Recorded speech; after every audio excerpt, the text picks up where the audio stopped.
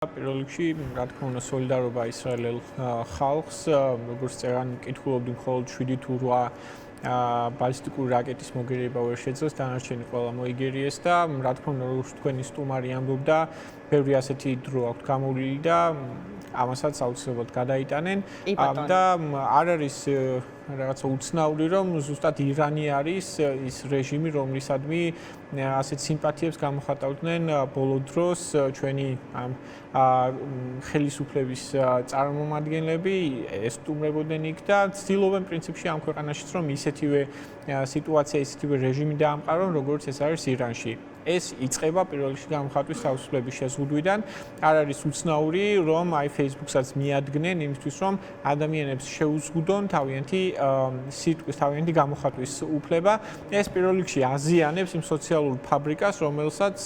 ადამიანების ერთობლიობა შეადგენს. ანუ ჩვენ თუ ერთმანეთს ვერ ვესაუბრებით თავისუფლად იმაზე, რასაც ვფიქრობთ, თუ ჩვენს აზრებს ვერ გამოხატავთ, შემდეგ რა თქმა უნდა ეს დაარტყამს ჩვენს შესაძლებლობასაც, რომ შევიკრიბოთ გარეთ და თავისუფლად გამოხატოთ იქ ჩვენი სათქმელი ამ პროტესტი, გავერთიანდეთ საერთო მიზნებისთვის და ასე შემდეგ. ეს ყველაფერი არის დაკავშირებული იმისთვის, რომ გაათითო-კაცონ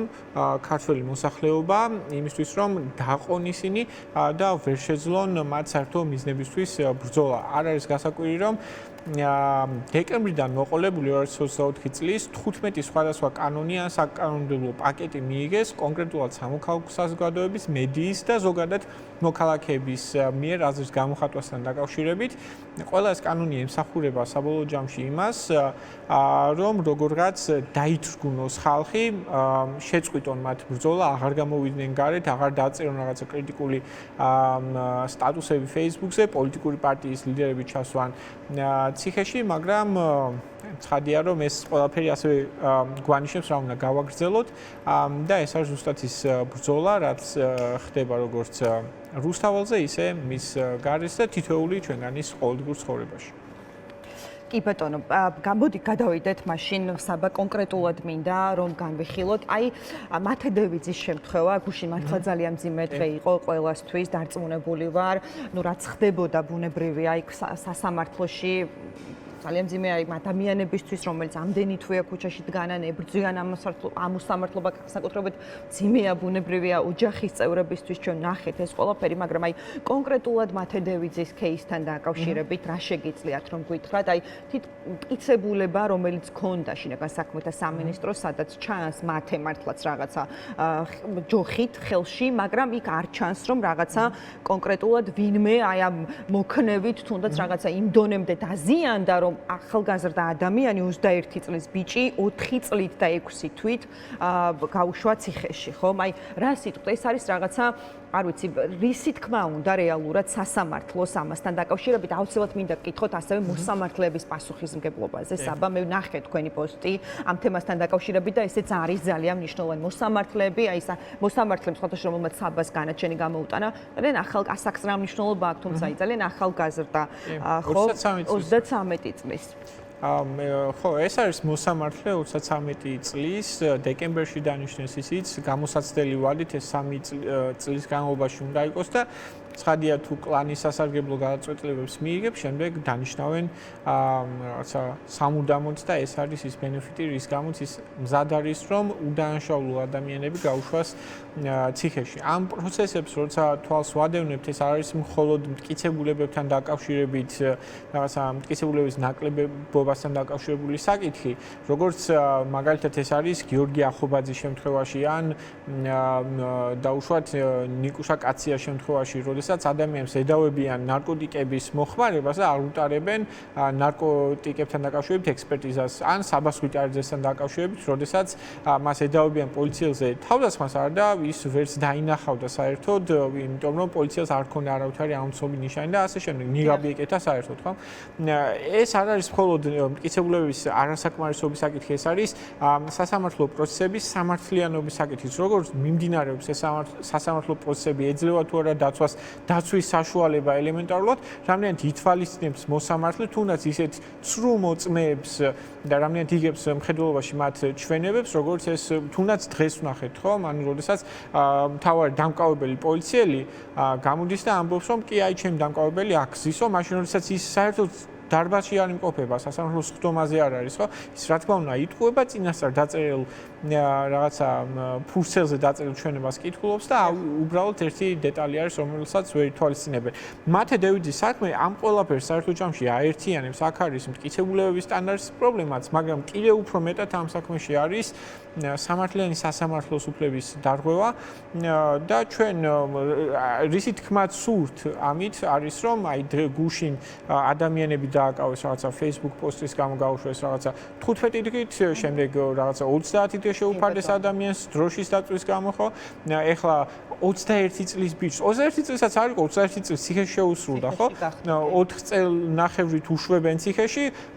შემდეგ ეს 11 პირიანი პროცესი არის და იმათ ალბათ კიდევ უფრო მეც მისცემენ ჯგუფურობას აიდან მოიგონეს თვითონაც არიციან და ეს არის ასე გვაჩვევენ რომ ეს თურმე ნორმალურია და აბა კანონი ხო უნდა კანონებდეს მიუხედავად იმისა რომ არც მოსამართლე არის კანონიერი წესით სამართლიანად დანიშნული იქ სადაც ასრულებს თავის მოვალეობას როგორ ასრულებს ეს სხვა საკითხია არც კანონები არის სამართლიანად მიღებული და პროცედურები მათი მიღებისას ცალკე არის დარღვეული სასჯელების სამართლიანობას და შემდეგ ეს კიდევ ცალკე თემაა და ამაზე ლაპარაკის დაწყებაც არ ღირს, როდესაც ხედავს რომ პროცესი თავისი არსით არის სრულიად უსამართლო. კი ბატონო, საბა სანამ შემდეგ კითხვას დაგისვამ, მანამდე ვეტყვი მაყურებელს, აი ცნობებს ისრაელთან დაკავშირებით, აი ირანის შეტევების შედეგი როგორი არის, დაშავებული არის 17 ადამიანი, ბოლო ცნობებით დაღუპულებთან დაკავშირებით ინფორმაცია არ არის, ნგრევა იყო თელ-ავივში, ისრაელის რაკეტების ჩამოყრაში ეხმარებოდა შეერთებული შტატები, ამაზე ადგილობრივი მედიაც წერდა, ირანის შეტევა ამ ეტაპზე დასრულდა, ესეთი არის ბოლო ცნობები, როგორც გითხარით, 150 ბალისტიკური რაკეტა იქნა გაშვებული მოკლედ ირანის მხრიდან ისრაელის მიმართულებით და შეტევა მოგერიებული და დასრულებულია ყოველ შემთხვევაში როგორც გვეუბნებიან ბოლო ცნობები არის ასეთი და აუცილებლად მინდა გკითხოთ საბაი დღევანდელ პროცესთან დაკავშირებით თეთრაშვილი მე მგონი სწორად მახსოვს ხომგვარი დღეს იყო მართლა ის იყო წარმოუდგენელი რაც ხდებოდა ადვოკატი პოლიციელს, რომელმაც დააკავა ბრალდებული ამ შემთხვევაში თეთრაშვილი, რაღაცა იკითხება, რომ დამანახეთ სად ხედავთო და ისე უბნება, რომ აი წინ არის ხედავ ადამიანზე, რომელიც საერთოდ არ იმყოფება სასამართლო პროცესში. ხო, აი ამის შემდეგაც საბა ალბათ არავის არ გვეპარება იჭვი, რომ სავარაუდოდ მაინც ის განაჩენი დადგება, აი ამ ყველაფრის მიუხედავად, ალბათ რა პოლიტიკური ინტერესიც არსებობს. მოდი აი ცოტა კორექტულად ვიტყვი. ხო, აი რას იტყვით და მოდი ვისაუბროთ სწორედ აი ამ ნაწილზე, როდესაც რაღაცნაირად პირდაპირ ესე ვთქვათ რაღაც აი დაკავებამდე ხდება თითქოს ადამიანების დაკავება ისეთი მოცემულობა გვაქვს აი ნიკა მელიას შემთხვევაშიც როგორ იყო განაჩენამდე ვიცით როგორი იქნება სასამართლოს გადაწყვეტილება და ასე შემდეგ. ხო, სასამართლო სისტემა ერთ-ერთი პირველი არის, რომელიც ამ ხელისუფლებამ მიიტაცა, ეს მოხდა ჯერ კიდევ 2015 წელს, 2019-ში, როცა უზენაეს სასამართლოს მოსამართლეების გასაუბრება მიმდინარეობდა პარლამენტში, მაშინ ყველამ დაინახა, რომ უდიპლომო ადამიანები, ელემენტარული ცოდნის არ მქონე ადამიანები ინიშნებოდნენ მოსამართლებად და ეხლა ვხედავთ ამის შედეგს, ანუ უდიპლომო გაუნაცვლებელი ადამიანები როგორ ასრულებენ პოლიტიკურ დაკვეთებს. რაც შეეხება ამ შემთხვევაში მოწმე პოლიციელების ჩვენებებს, ეს ფილიშვილთან დაკავშირებით რაც გააკეთა ამ პოლიციელმა ეს არ არის ის რომ რაც მოლანდებები დაეწყო სხდომის დარბაზში ყოფნისას და მისი სახე ამოუტივტივდა ეს არის მანკიერი პრაქტიკის შედეგი რომელიც საქართველოს პოლიციაში არსებობს კერძოდ რაც ხდება არის რომ ადამიანებს აკავებენ კონკრეტული პოლიციის თანამშრომლები მაგრამ სასამართლოს სხდომებზე აგზავნიან საერთოდ სხვებს რომლებიც იქ საერთოდ არ ყოფილან შეიძლება ადამიანის სახეზეც არ იცნობენ აი ეს პოლიციელი ასე შემთხვევა იყო უბრალოდ გააგზავნეს სასამართლოს სხდომაზე იმისთვის რომ რაღაც წინასწარ დაწერილი ფურცელზე ჩვენება მას ელაპარაკა გამორჩათ ელემენტარულად ის რომ ამ ადამიანს არც ყავდა ნანახი და ეგონა რომ სასამართლო დარბაზში იქნებოდა ეს არის უბრალოდ მთელი სისტემის მანკიერების ერთი გამოსახულება რომელიც აჩვენებს რომ პოლიცია პროკურატურა სასამართლო ერთი მთლიან სხეულად არიან შეკრული მოქალაქეების წინააღმდეგ სხვა შორის ეს არის ის წინადადება, ეს არის ის